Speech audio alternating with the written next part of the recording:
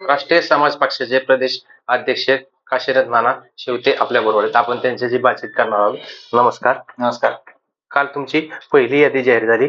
तुम्ही बारामतीच्या बालेकिल्ल्यामध्ये सुरुंग लावणार आहात. या कशा प्रकारे याचं नियोजन केलं आहे? काल आमची राष्ट्रीय समाज पक्षाची महाराष्ट्रामध्ये पहिली संभाव्य यादी समोर आलेली आहे आणि त्या यादीमध्ये राष्ट्रीय समाज पक्षाच्या माध्यमातून संदीपजी चोपडे हे संभाव्य उमेदवार म्हणून बारामती विधानसभा मतदारसंघातून सामोरं जाणार आहे. तर निश्चितपणे राष्ट्रीय समाज पक्षाचे आजपर्यंतची जी संघटन या तालुक्यामध्ये मजबूत असं संघटन आहे, त्या संघटनेच्या जोरावरती उद्याच्या विधानसभेला आम्ही या ठिकाणी तगडं असं आव्हान देऊन सामोरं जाणार आहे. तुम्ही माहितीतून बाहेर पडला ह्याचं कारण अद्याप जरी स्पष्ट नसले तरी तुम्हाला काही महत्वाच्या बैठकीला बोलवलं नाही, काय नाही. आज असं काय कारण घडलं की तुम्ही एकदम महायुतीतून बाहेर पडून 288 जागा लढवण्याचा निर्णय घेतला? निश्चितपणे राष्ट्रनायक माननीय महादेवराव जानकर साहेबांनी या राष्ट्रीय समाज पक्षाची जी निर्मिती केलेली आहे ती सर्वसामान्यांना या राजकीय प्रवाहात आणण्यासाठी या राष्ट्रीय समाज पक्षाची निर्मिती केलेली आहे. प्रस्थापितांना विस्थापित आणि विस्थापितांना प्रस्थापित करणं हे राष्ट्रीय समाज पक्षाचं धोरण आहे. आणि या धोरणानुसार ज्यावेळेस हा राष्ट्रीय समाज पक्षाची 2003 साली स्थापना झाली आणि त्या स्थापनेच्या माध्यमातून वेगवेगळ्या निवडणुकीला राष्ट्रीय समाज पक्ष सामोरं जात असताना माननीय गोपीनाथजी मुंडे साहेब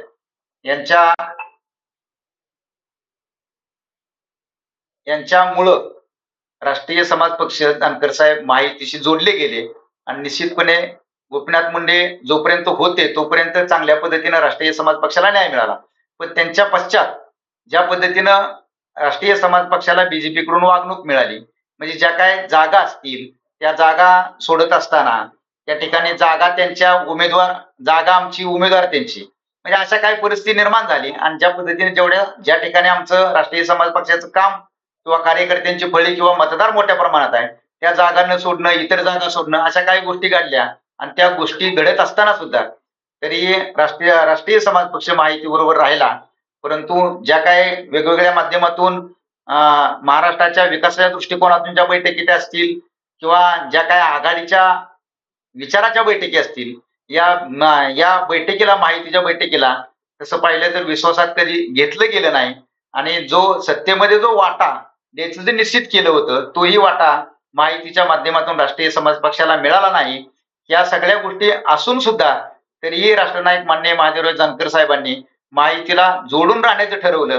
कारण का जानकर साहेब म्हणजे दिलेला शब्द पाळणारी व्यक्ती आहे आणि वारंवार आपण जर इकडून इकडे केलं तर या गोष्टीमुळं पक्षाची हानी होऊ शकते किंवा आपल्यावरती वेगळा ठसा उमटवू शकतो. या गोष्टीमुळे राष्ट्रनायक माननीय महादेवराव जानकर साहेब हे माहितीशी जोडून राहिले.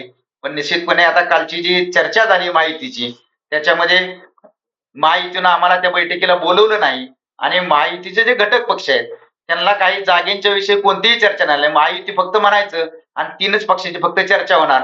तर या अशा गोष्टी घडत गेल्या आणि निश्चितपणे या गोष्टीला आमचा महाराष्ट्रातील सर्वच कार्यकर्ता पदाधिकारी त्यागून गेलेला होता आणि सर्वांचा आग्रह होता जानकर साहेबांना की आपल्याला एक ना एक दिवस किंवा उद्याची 2024 ची निवडणूक ही आपण स्वबळावरती लढणं गरजेचं आहे.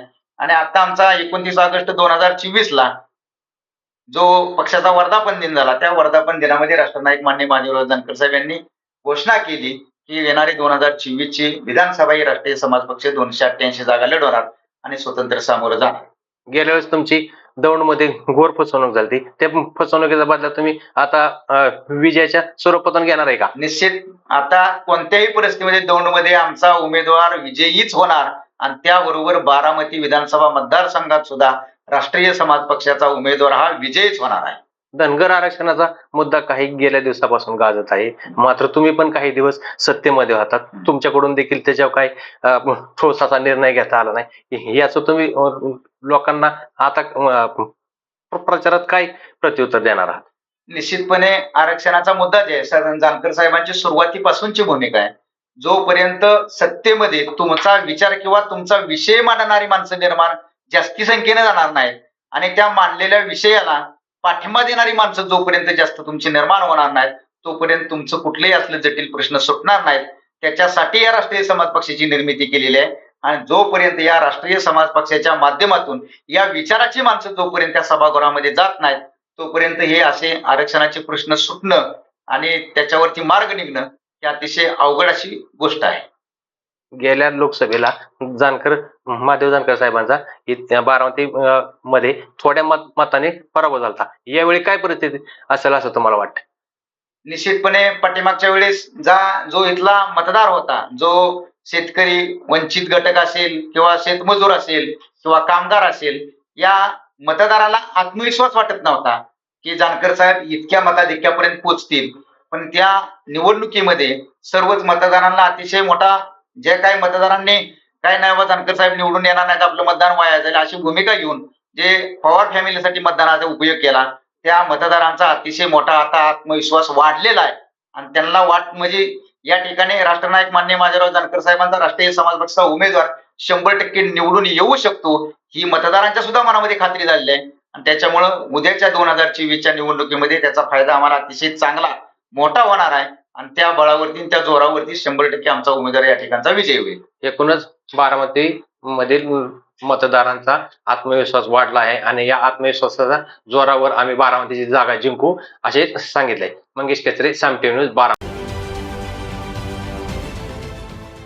देश विदेशातील प्रत्येक घडामोडींचे लाईव्ह अपडेट मिळवण्यासाठी आता साम टीव्हीच्या सर्व सोशल मीडिया प्लॅटफॉर्मला लाईक, फॉलो आणि सबस्क्राईब करा. तसंच सर्व नोटिफिकेशनसाठी बेल आयकॉन प्रेस करायला विसरू नका.